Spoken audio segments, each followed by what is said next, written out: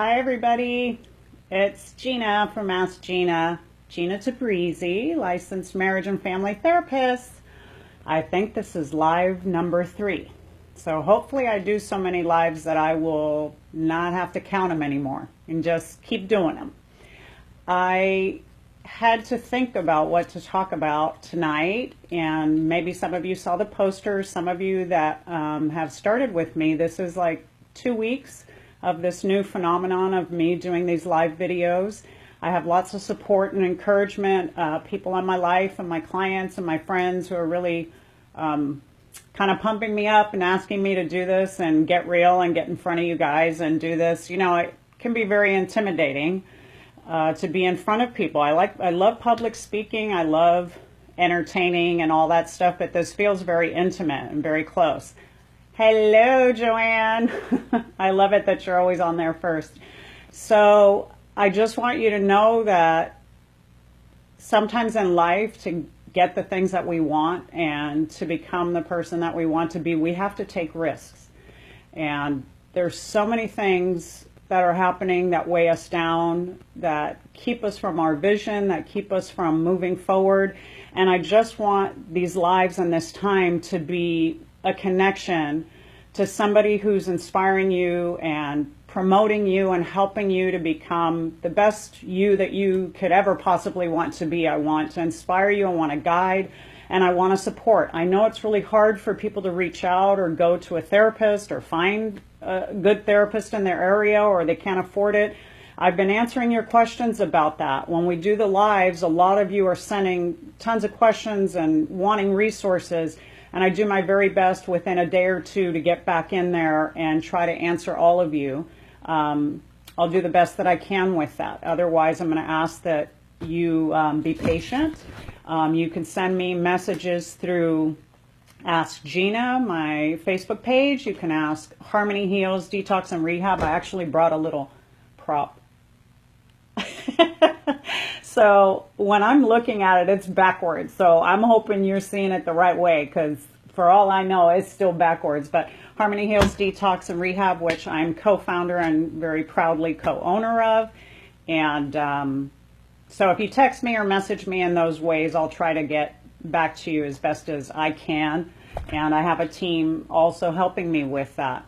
It was really hard for me to think about the topic tonight. I'm sure that most of you that are watching or tuning into any kind of media, social media or TV or anything are so aware of recent tragic events and traumatic events throughout our country. And those include the natural disasters. I mean, I feel like we can't even catch our breath. It's horrifying. And I'm a person who can talk, and I always have words, and God knows I've been at a loss for words this last couple of weeks. You know, I've had family members in Cuba and in Miami and Puerto Rico. We have connections and friends and people that we know, and in Vegas. And so I had some friends and friends of friends that were in Vegas experiencing up close and personal this incredibly tragic and traumatic event. And I know a lot about trauma, and I know a lot about what we call post-traumatic stress disorder. But I got to tell you that when you experience a life-threatening event, it changes you in ways that no one could ever imagine. And what I saw was a lot of resilience. And hello to Mohammed. I'm proud of you. Thanks, Mo. I saw a lot of resilience. I saw a lot of humanity. I saw a lot of compassion. I saw a lot of courage and bravery. And that's what we're called to do in any time we experience any kind of trauma. And trauma is, by definition, going through a danger, an event that's life-threatening, such as hurricanes and floods and typhoons and earthquakes, and also mass shootings and revolutions and civil wars. So many other countries and many other people experience this on a daily basis. On a daily basis, they live in war-torn, civil war-torn areas where they're constantly under fire. And it's unimaginable as a human being to survive and thrive in these kind of environments. And yet, that's what we're wired to do. Our innate nature, our own humanity, our own existence, our own special, unique, divine selves are created to overcome all kinds of tragedy. It's amazing how we are able to be so resilient in times that are so terrifying and frightening. And the hardest thing about, I gotta put my glasses on. Hi, Maria, bless you too, sweetheart. Thank you for watching. In times of tragedy, oh, I got a mic too. I don't know if you guys hear me well, let me know, but I don't know if this works. Let's give it a try. Maybe it helps better. We are called to be brave and we are called to be courageous. Our brain is unbelievably powerful and incredibly capable of healing. We can heal from anything, which is phenomenal to know that you can heal even in the worst of circumstances. Bethany is struggling with addiction and wanting to get into treatment. Our numbers are below. It's great. Look down at our phone number, 800-426-5943. The people that we can't help and serve, you're far away, you don't have the resources, we're not able to accommodate you in whatever way, we'll try to get you other resources or give you a connection if we can. I've been doing that. So, trauma is experienced viscerally. It's throughout the entire body, throughout your nervous system. When you feel something and go through something traumatic, your whole nervous system vibrates. It sends a message to your brain that you gotta run, you gotta freeze, or you gotta fight. You all saw this in recent events through, especially in the Las Vegas incident, of how people were running and people were thinking in the middle of this tragedy how to save themselves, how to help the person next to them, how to move forward, how to get to safety.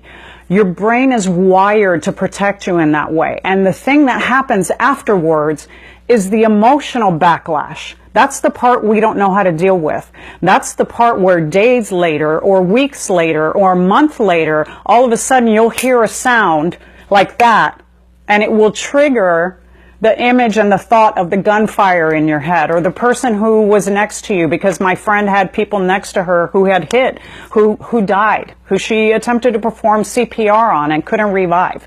So those images come back to you. Those are the images that flood you. And that is what post-traumatic stress disorder is. It means beyond the point that this trauma has already happened, I'm still being assaulted by it in my own mind.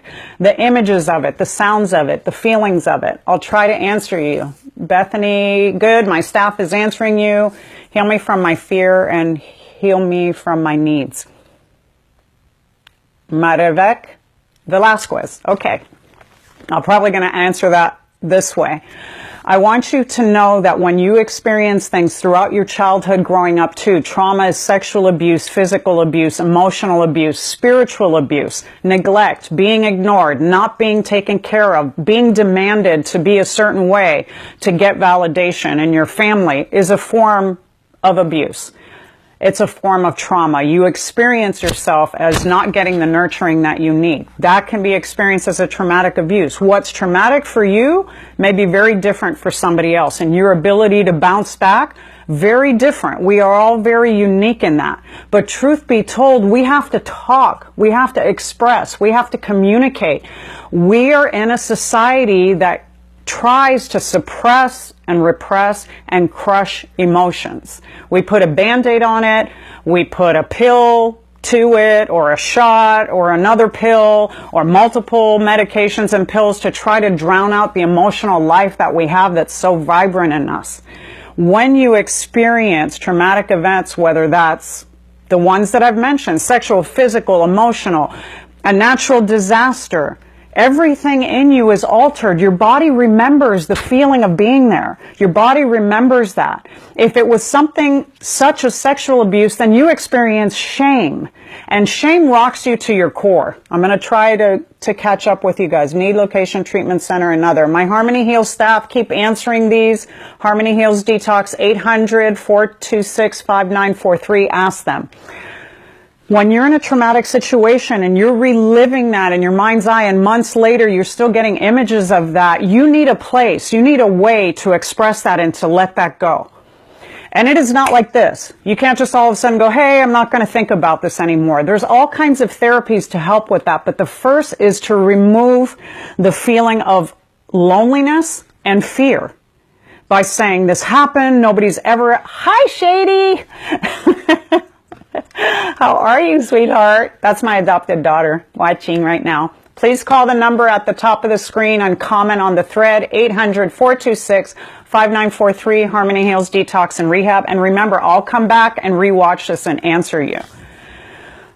Back to what I was talking about, trying to stay focused on this. So when you go through a traumatic event like that and you're experiencing this horror and this pain, you feel so isolated because you think, even though I'm telling my friends and my family, they have no clue what it was like.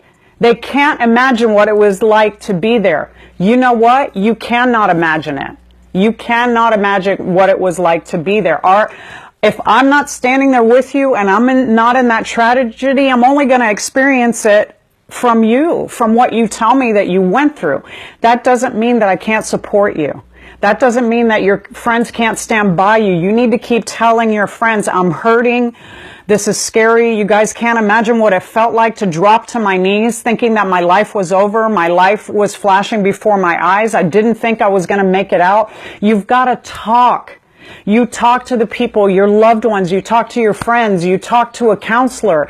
I'm in Toronto. Somebody's in Toronto. Please keep answering those and I will get back to you as well. I know interventionists in Toronto or in Canada and programs, like we can find resources for you. Trust me on that. When you hold in the trauma and you don't talk about it, it's a ticking time bomb. There's a lot of people. Hi from Tennessee, Tracy.